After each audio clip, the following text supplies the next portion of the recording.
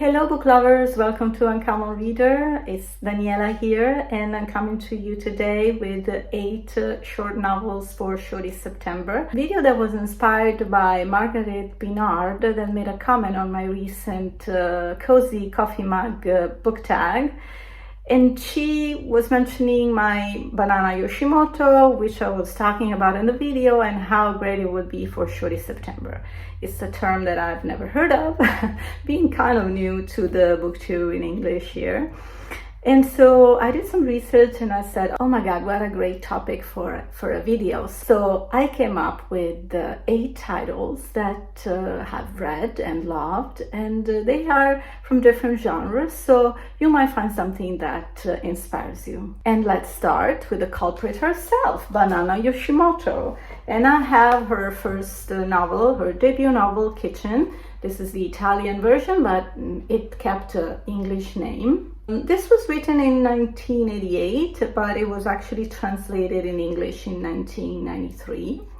It's a beautiful story of how you can build families around the kitchen, and not necessarily with your original family, but you can make your own, just to have that sense of belonging. And the kitchen represents the union of these 3 free-spirited young ladies in contemporary Japan. And what I love about Banana Yoshimoto's style is that with just a few brush strokes writing, she can really enter the spirit of each of her characters. And it's such a talent for me to be able to convey that human part of a person she writes about in such a short sentence. So I think she's extremely talented because with her fresh style, she really is able to gift us with a part of Japan that's completely unknown to Westerners. Give it a try. We move on to Little Brother. It's a book I've already talked about here on the channel some time ago, and it's a real story. It's the story of Ibrahima Balde, who is an immigrant now residing in Spain, and he went through so many difficulties. His book is 168 pages. He didn't write it, he just narrated to his co-writer. Ibrahima doesn't know how to write, and that's what you will see in the language of the book, which I'm really grateful the journalist who helped him collect his memories was able to convey that simplicity that was and is Ibrahima's world. He's left orphan of his father at a very young age. He was living in a village apart from his mom and brother and sister, and his dad died of diabetes very young, so he had to find jobs to support his family. Unfortunately, his brother fled the school, so decided to flee to Libya to embark and cross the Mediterranean to find a job in Europe. So Ibrahima had to leave a job after trying so many that he finally found and loved, which was the truck mechanic. And so he embarked on a journey that totally changed his life. And it's a really, really touching book because in less than 200 pages, so many terrible things happened to this beautiful soul of Ibrahima. I would recommend anyone to read, to try to understand the hardships, yet illuminating the plight of migrants from many lands. So to lighten the mood right now, let's move to Alan Bennett's masterpiece, The Uncommon Reader, which is actually the book that inspired my channel name, because I truly adore this jewel book, and I would recommend it to anyone that has the reader's block. So led by her yapping Kurgis, the Queen, Elizabeth II, bumps into the Westminster Traveling Library. and she starts talking with the clerk who suggests her to read a book. And so she gets so enamored by reading, and it becomes an obsession, at the point that her crew, her team, of course, is worried because she's starting to sort of neglect her duties as a queen. So they're sort of conspiring in order for her to abandon reading. I think this book is so darling, light, and adorable, because I think I connected with the fact that I picked up I developed a passion for reading that was so consuming a little later in life, although I've always read, but it wasn't as a necessity. And so that's why for me this book is totally adorable. I have the Italian version, which is not translated literally, but it says sovereign reader. So this is it. Next book is a book for kids, but definitely loved by adults as well, which is The Little Prince by Antoine de Saint-Exupéry. And this is born by an autobiographical experience, because as the little protagonist in the book, the writer himself had a plane crash that forced the author to crash land in the Sahara. I'm reading some notes here. So the story of this small and delicate character who landed on our planet Earth and longed to return to his beloved Rose, who he was caring for in his tiny little planet, is really teaching millions of readers around the world that what is essential is invisible to the eye. That's a very famous quote from the book. And I mean, so thoroughly deep, and it really makes you understand how materialism sometimes can really lead you into very dangerous roads. And this is for me like even a little essay, you know, if you would consider it, because it blends poetry with wisdom and telling very simple stories, and making you really see that the virtues that we should hold on to are definitely not the material things that we own, but the things that we can carry inside and it can give to others. So this is definitely a book that will have kids ask questions, and maybe have adults reevaluate some parts of their lives. Oh, here's another interesting book, Small Things Like These by Keegan.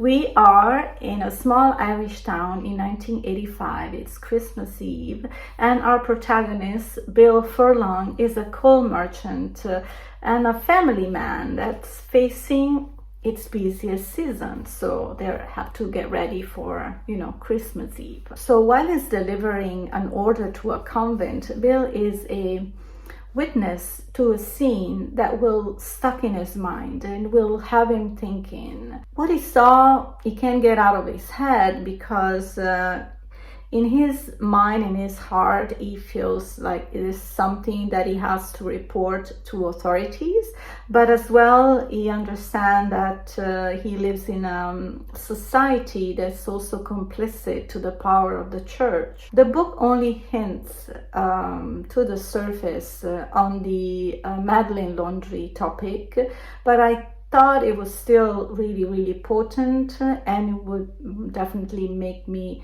interested in reading more on the subject. I know they've been doing a movie on the subject, which I haven't seen, but I would be curious to see. But hear this, they're gonna make a movie out of this novel, produced by Ben Affleck and Matt Damon, and starring Cillian Murphy and Sharon Hines.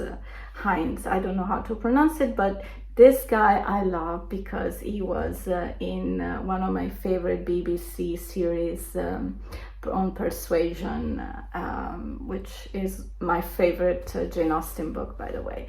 So this book, Small Things Like These, is only 128 pages, and maybe it's really a good novel to read during the fall, Christmas Eve, you know, that's the mood, a lot of snow, and there's something deep running that's kind of intriguing as well to read. Another genre change, and we are going to the sci-fi world with the Murderbot Diaries. This is the first book of the series, All Systems Red. I don't know why I was driven by this book. I mean, I'm a fan of Andy Weir, and I think I've only read maybe another couple of novels with the sci-fi theme, but I'm kind of intrigued by these books, and I've heard so much about this series. I decided to buy this book, maybe it was like a couple of years ago while I was in California. And this is the story of a team of scientists conducting some surface tests on a distant planet, and they are assisted by these androids. And the protagonist is actually a self-aware SEC unit that has hacked its own governor module, and to try to find out who he is. So it's very intriguing because you feel like it's a machine that suddenly starts to have a conscience, right? So that's definitely something that got me hooked. Murderbot is also not a fan of humans, but when a neighboring mission goes dark, he has to sort of help the scientists to figure out what's going on and get to the truth. So I think the part that I like the most for me is this humanization of androids, which is kind of quite dangerous if you think about it, but I would still love to keep reading the series, but maybe not buying it. I would probably keep renting them from my local library in California whenever I'll have the chance to go back. Can you hear the rain? It's raining, so that's why I'm kind of moved to a brighter spot in my house. Not that brightest, but that's all I can do today with this rain. By the way, 144 pages on this book. To keep this kind of mysterious atmosphere is Class Trip by my adored Emmanuel Carrère. This is his only novel that has some very disturbing mystery and thrilling vibes. He usually writes books that are more about current affairs or biographies, where he also shares more of his life. I just did a video on his book on Edward Limonov last week. But this is actually a complete fiction work of 150 pages, and the protagonist is this little boy, Nicholas, who's very delicate, timid boy with a very morbid imagination and an overbearing father. He's been invited to this field trip with his class for 2 weeks going skiing, and he's a bit hesitant. He doesn't know what to do, but in a certain way he's also excited because he can get out of his controlling family. His dad was so worried about him going on the bus with the whole class that he decides to drive him to the mountain location that they chosen. And when his dad drops him at the hotel, he forgets to pick up his backpack with all his belongings. He had his pajama and everything.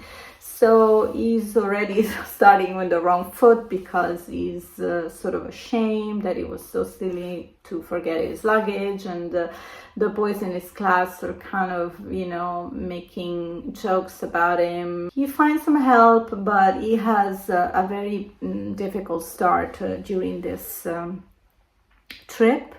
And something happened overnight. A little boy from the village goes missing, and this disappearance starts to play tricks on Nicholas' mind, and he starts to think about really grim possibilities, and also kind of interests him so much that he starts investigating on its own about this disappearance. But the discoveries that will be made on this case will really surpass his worst fears.